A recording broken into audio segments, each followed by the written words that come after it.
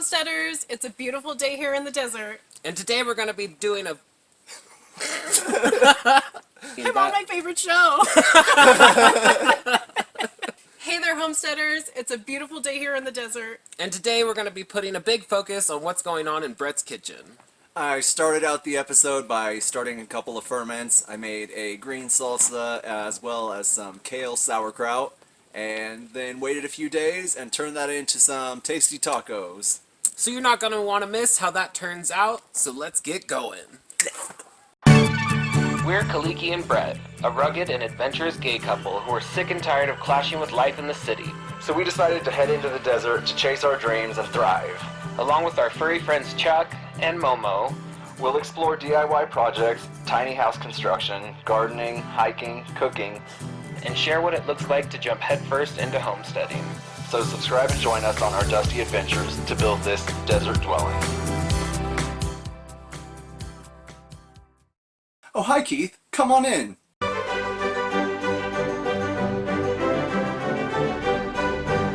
So today I am going to start a couple of ferments that should happen pretty quick. I'm going to be making some kale sauerkraut, and I'm going to be making some tomatillo salsa. First, I'm going to go out to the high tunnel and pick a bucket full of kale.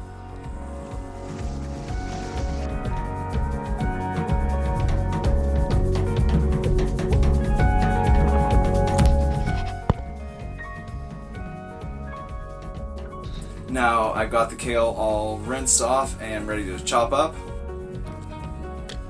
So I will just chop that up and add it to my bucket. Okay, so I've got my bucket of kale all chopped up now. I have rinsed it off and tried to get as much of the straw out of it as I could, unlike last time. So I'm ready to go and start turning this into kale sauerkraut. Normally you would want to use a scale and measure how much weight you have, because you should be using a tablespoon of salt for every 2 pounds. I don't know exactly what I have. My guess is I have around 6 to 8 pounds, so I'm going to be using 3 or 4 tablespoons of salt. I'm just going to use my judgment to put the correct amount of salt in here. I'll start with maybe just 2 tablespoons, or I'll start with around 3 tablespoons, because there's at least that much. Today I'm going to add some other spices to it as well, so I've got some ground cumin, put 2 tablespoons of that in, and then I have some whole cumin seeds, probably, I just have about a tablespoon in here, yeah, just a little under a tablespoon is what I have, so I'm going to add that in too. So now I'm just going to start mixing this in, massaging salt all around, and that's going to help release the liquid from this kale and create a brine in here. So that's going to take a few minutes of just punching in this bucket.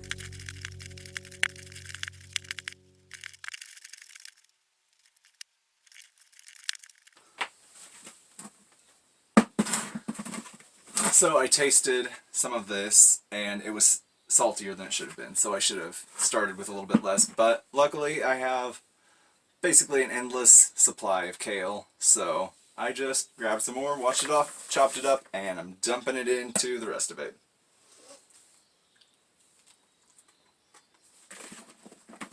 Yeah, that seems like a better balance. It still is really salty, but it's not just like so salty that my mouth feels wrong afterward. I don't know. Yeah, so I'm just gonna keep massaging this for a minute, then I'll just kind of let it sit for a minute for some more of the juices to come out. And then I will pack it into some jars. And for the tomatillo salsa, I'm just gonna take all my veggies and chop them up. I've got some tomatillos, onion, garlic, jalapeno peppers, and a bunch of cilantro.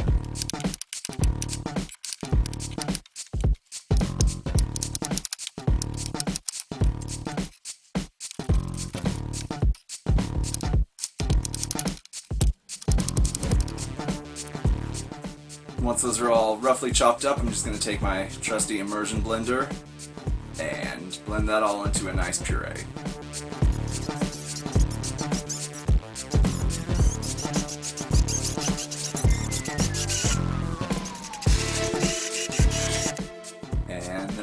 salt.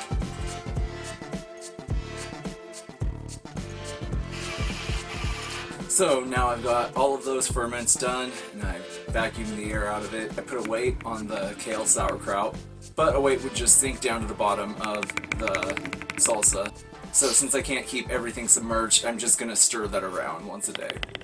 And other than that, I just have to sit here and wait. Alright, I am back today. It's been about 4 days since I started these ferments. Here is the kale sauerkraut and the Salsa Verde. So let's get started. I am going to be making a vegan chicken breast kind of thing with some of the Salsa Verde in it. So to do that, I'm going to need about 3/4 of a cup of cooked chickpeas, 1/4 cup of water, and a 1/2 cup of my Salsa Verde. And I am just gonna puree this in a little food processor.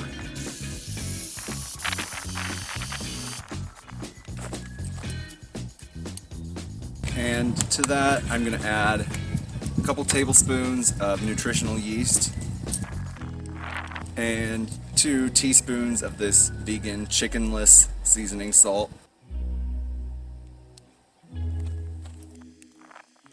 And just mix this a little bit more. Okay, so I have my chickpea Salsa Verde spice mix all blended up. And now I am gonna take 1.5 cups of vital wheat gluten.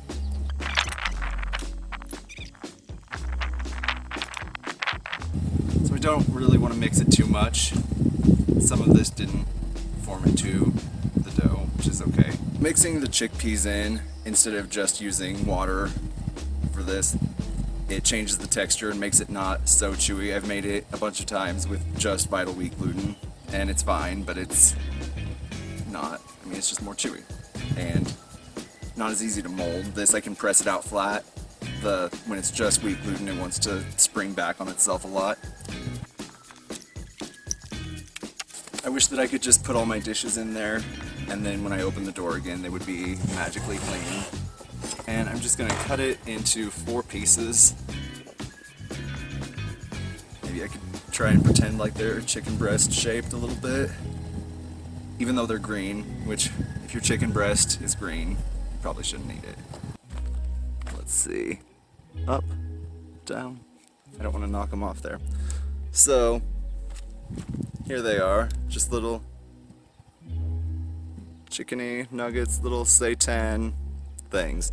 I'm going to wrap these in foil and put them in my bamboo steamer.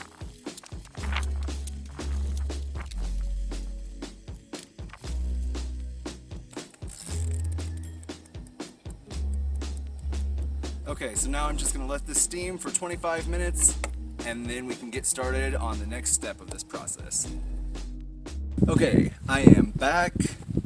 The little chicken cutlet things have steamed for about 25 minutes and now it's time to cook them again.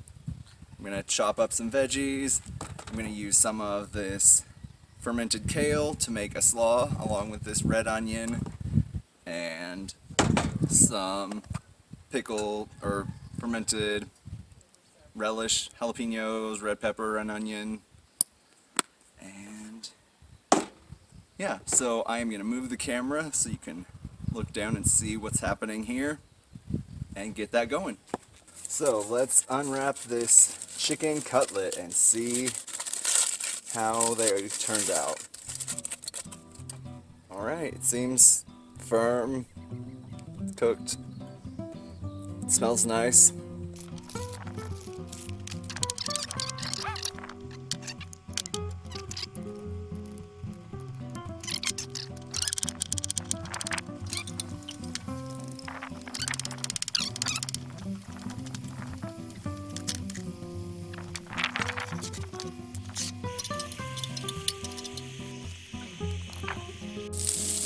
Alright, so my onions are starting to soften up a lot and get a little bit of color on them. I'm gonna add the mushrooms now and let them cook for a minute.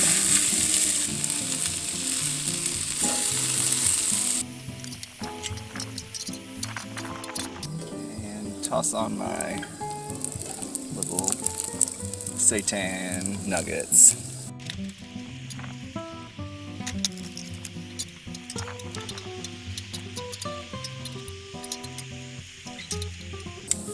Alright, so this seitan has had a chance to brown up a little bit, and now everything is ready to assemble, so let's get that going, and then we can eat. To assemble everything, I'm going to take a tortilla, a few pieces of this seitan, some of the sauteed veggies, and some of this kale fermented slaw stuff. Oh yeah, can't forget a little bit of green salsa. And there it is. There it is. Special little taco. Not that little, kind of big. Anyway, there it is. And I'm gonna finish doing these and then we can eat. So we are lucky enough here at Desert Dwelling to have been fully vaccinated at this point, and our friend Rachel here from Portland has been as well. So we are going to be able to enjoy Bret's kitchen creation today as a fun little group of friends once again. Yay! It looks so good. I love fermented foods. Cheers. Cheers. It's on my mouth. Oh no.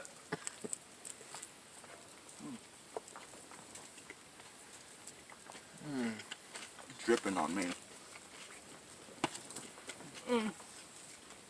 So fresh, so delightful. Fermented delight.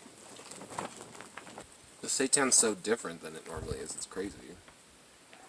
Yeah, the chickpeas are game changer. Just like whole chickpeas thrown in the mix, or Yeah, I just put the chickpeas and the salsa and some water in the food processor. So it looks like a pasty kind of thing. so good. Yeah, it's nice and soft. Yeah. I feel like when I make seitan, it's a thick disaster. Definitely have been there. Yeah, it's like rubbery and wild. Yeah, I think all of the fermented things could have fermented a little bit longer, but still, like, it's good. And it's nice just after 4 days being enough fermented. Yeah. I just like eating things that I like. I feel really good about eating this. It makes me feel like refreshed and energized, and like I've got some tools to counteract all the alcohol I've been drinking today. It's incredibly delicious. Thank you so much for making it. And thank both you guys for having me. It's been a real desert delight. You're welcome. It's been so fun to be able to see somebody again and just like have the experience that feels somewhat normal. Yeah. Is there a curry seasoning somewhere? No, there's cumin in the kale. Delicious. Yeah, there's some whole seeds and then a little bit of just powdered cumin. Yeah, I'm really happy about like just figuring out that I can do this with kale. Yeah. Because we have so much, and it's like I never want to just like eat a ton of kale, but if I can make a 5-gallon bucket into a half-gallon jar of sauerkraut, then I am into that. So if you guys like today's episode, or wait, if you guys if you guys enjoyed today's episode, please like and subscribe, and you can check them out on Patreon. You'll get some extra footage. I give them some money a month. I get to see all these pictures. I get to get the recipes. It's really a delight. And be sure to like, subscribe, and hit that notification bell here on YouTube so you don't miss the next episode of Desert Dwelling. See you next Tuesday. Bye! Bye. Matane. Colors of the world. Voices of the wind. You guys feel that? I feel like Midwest maybe come through.